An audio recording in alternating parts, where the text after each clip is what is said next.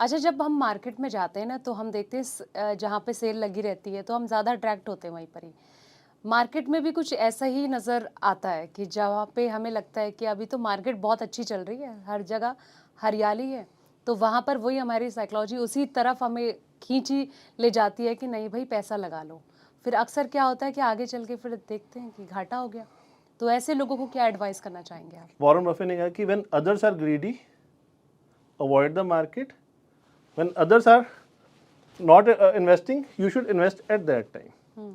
सो जब मार्केट की सेल आती है तब आता है इतने करोड़ों का इन्वेस्टर्स का नुकसान हो गया, हमारी मार्केट नीचे चली गई, 5 कारण 10 कारण की मार्केट आगे क्यों नहीं बढ़ेगी। वही मार्केट अब सेल लगा रही है, जो चीज़ आपने पहले 500 रुपये की खरीदी आज आपको 250 रुपये में मिल रही है, 50% सीधा सेल दे रही है और आप उस टाइम डर रहे हो। उस टाइम तो पक्का टाइम है कि पैसे लगाइए आप। हाँ। पर हम पैसे निकालते हैं और जब मार्केट ऊपर जा रही है वो 500 का 600 हो जाता है, 700 होता है, तब हम जगा के पैसे लगाते रहते हैं। तरुण जी, एक सवाल ये कि आखिर ये लालच कब शुरू हो जाता है, जब रिटर्न जो है 50% मिल रहा है या फिर 100% इन्वेस्टर को रिटर्न मिल रहा है? लालच पहले दिन से शुरू हो जाता है। जब किसी इंसान का थोड़ा सा पैसा भी एक दिन में बढ़ जाए ना, तो उसको लालच आ जाता है कि बस मैं पैसे इन्वेस्ट कर दूं और कर दूं। ठीक है, वो लालच में वो ऐसी गलतियां कर देता है कि उनको पता भी नहीं लगता कि गलती हो गई, फिर वो साल बाद 2 साल बाद पछताते हैं कि हाँ गलती कर दी हमने। सो रादर देन, एक ह्यूमन साइकोलॉजी की जैसी बात हो रही है, मैं एक आपसे सवाल करता हूँ। आपके पास 2 शेयर हैं, ए और बी, दोनों आपने 100 के लिए। ए वाला शेयर 100 वाला 200 में हो गया, बी वाला 100 वाला 50 का हो गया। अब साल बाद आपको पैसे की ज़रूरत है, तो आप कौन सा शेयर बेचोगे? ए। डेफिनेटली जी, ए शेयर बेचेंगे जो 100 का 200 हुआ। जो आपका कमाने वाला बेटा है उसको आप बेच रहे हो, जो निकम्मा है जो आगे जाके बढ़े ना बढ़े उसको आप अपने पास रख रहे हो। उल्टा होना ये चाहिए कि मैं बी वाला बेच दूं और ए में पैसे और इन्वेस्ट कर दूं, उसके बढ़ने के चांसेस और हैं। मैं थोड़ी सी स्टडी करूं, जो एक साल में 50% नीचे चला गया उसके तो बढ़ने के चांसेस वैसे ही थोड़े से कम हो गए। हर इन्वेस्टर बी वाला ही बेचता है, ए वाला बेचता है, पर हमें उल्टा बी वाला बेचना चाहिए। अब रिटर्न की कोई लिमिट नहीं है कि 50%, 100%, 200%, 300%, कुछ भी रिटर्न कभी भी आ सकती है। नेगेटिव भी हो सकता है, ये नहीं है कि हाँ रिटर्न ही आएगी, नेगेटिव भी हो सकता है। पर हमें ये अपना एक प्लान बना के गोल बेस्ड प्लानिंग करनी चाहिए कि जब हमारा जो एक गोल के लिए हमने पैसे सेव किए थे वो निकले, तब हम पैसे को, प्रॉफिट को बुक कर लें। पूरा ना करें, कुछ प्रॉफिट को बुक कर लें, ताकि हमारा गोल उस टाइम हो जाए। अगर मार्केट कुछ उल्टी हो गई तो हमारी रिटर्न जाए ना। पर ये नहीं है कि अगर मुझे किसी ने 100% रिटर्न दी है तो मुझे आगे 200% देने की प्रोबेबिलिटी बढ़ सकती है उसकी। स्टडी, और अगेन अगर आप नहीं पढ़ सकते, आप नहीं टाइम निकाल सकते अपने बिजी शेड्यूल से, तो किसी ना किसी एक्सपर्ट को, किसी एडवाइज़र को डेफिनेटली हायर करें। लेकिन कई बार ऐसा होता है ना कि जो बहुत मांझे हुए इन्वेस्टर भी होते हैं, जिनको बहुत नॉलेज भी होते हैं, लेकिन कभी-कभी गलती तो वहाँ भी हो जाती है। क्योंकि अगर मैं कोविड, जब आपने शुरू में बताया था कि कोविड का जो दौर था, उस वक़्त बहुत गहरा ज़ख्म इन्वेस्टर को लगा था। बहुत खतरनाक तरीके से मार्केट टूटी थी, बहुत गहरा सदमा लगा था उस टाइम पे। लेकिन उसके बाद जो कंडीशन हुई थी, कहीं न कहीं वो समझ कितनी ज़्यादा इम्पोर्टेंट हो जाती है। कहते हैं ना कि लाइफ़ में जब ठोकर लगती है तब इंसान संभलता है। तो ऐसी कंडीशन में आप क्या कहना चाहेंगे? मंझा हुआ खिलाड़ी तो कोई भी नहीं है जी मार्केट में। मुझे तो आज तक कोई भी नहीं मिला। वॉरेन बफे खुद नहीं कहता कि मैं मंझा हूँ, राकेश झुंझुनवाला जी नहीं कहते थे।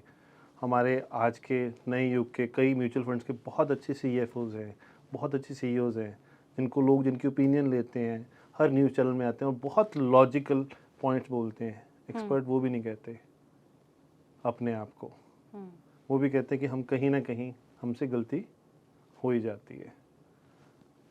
अब फिर से कोविड के टाइम पे अगर हम उसको देखें, अगर आप सेबी का डाटा लें, फिर से सेबी की डाटा ही, मैं नहीं कह रहा, सेबी कह रहा है कि इतने डीमैट अकाउंट खोले, हमें लोग मिले जो पैसे कमाने वाले दिखते हैं, पर गंवाने वाले तो कभी हमें दिखे ही नहीं। और कई लोग ऐसे भी मिले हैं मुझे ना जिन्होंने पैसा गंवाया है, पर अपने आप को इज्जत रखने के लिए कि मुझे लोग मेरा मजाक ना उड़ाएं, वो भी कहते हैं कि हमने पैसे को कमाया है, पर अंदर अंदर कहते हैं आज के बाद मैं मार्केट में कभी पैसा नहीं लगाऊंगा। तो अगेन ओवर कॉन्फिडेंस फिर से आपको नुकसान कराएगा ही कराएगा। बिल्कुल, वहाँ पे तो लॉसेस के चांसेस ज़्यादा हो जाते हैं। लेकिन अगर आपके जैसे आप बिल्कुल लगातार एक चीज़ पे ज़ोर दे रहे हैं, जैसे मैं देख रही हूँ कि कहीं न कहीं आप कह रहे हैं कि सेफ ज़ोन में अगर आपको जाना है तो एसआईपी की तरफ आप जा सकते हैं, वो आपके लिए बेस्ट ऑप्शन हो सकता है। लेकिन अगर कोई न्यू इन्वेस्टर है, तो उसको आप क्या एडवाइस करेंगे? और जिसको नॉलेज भी है, तो फिर उसके लिए आप क्या टर्म्स कंडीशन रखेंगे कि क्या उनके लिए बेस्ट हो सकता है? मैंने स्टार्टिंग में ही कहा था बैक टू बेसिक्स।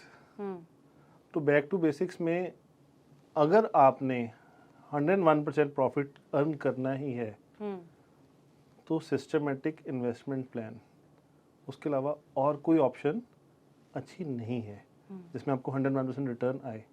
जब एक बार आप सिस्टमेटिक इन्वेस्टमेंट प्लान से आपको मार्केट में एंट्रेंस मिलती है, आपको फंड्स की लेटर्स आती हैं, उनकी मेल्स आती हैं, आप उनको पढ़ेंगे, आप नॉलेज भी गेन कर लेंगे।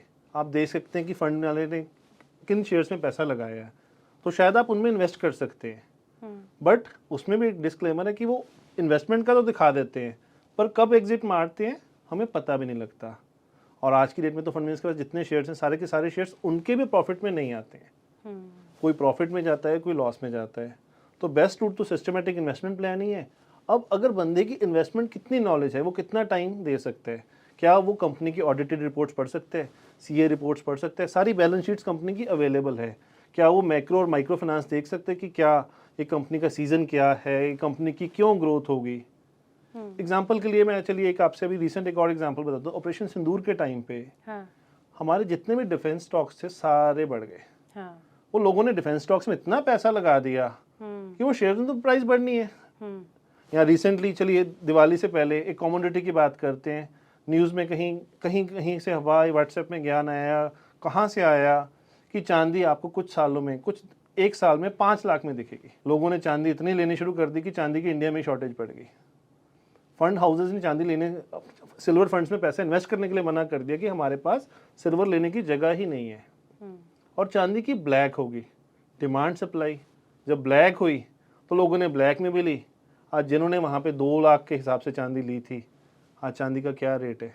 हाँ, हमेशा रिजल्ट्स इन्वेस्टमेंट करने से पहले हमेशा आप टाइम लीजिए, सोचिए और जल्दी में कोई डिसीजन ना लें, थोड़ा सा टाइम लें, एक दिन का वक्त ले लें, आपको इन्वेस्टमेंट के रिजल्ट्स मिलेंगे ही मिलेंगे।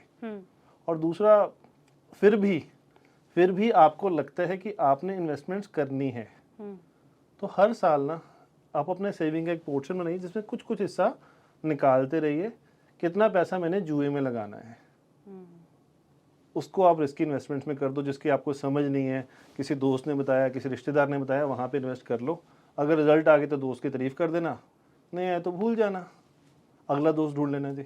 अगले साल भी तो सेविंग करेंगे ना।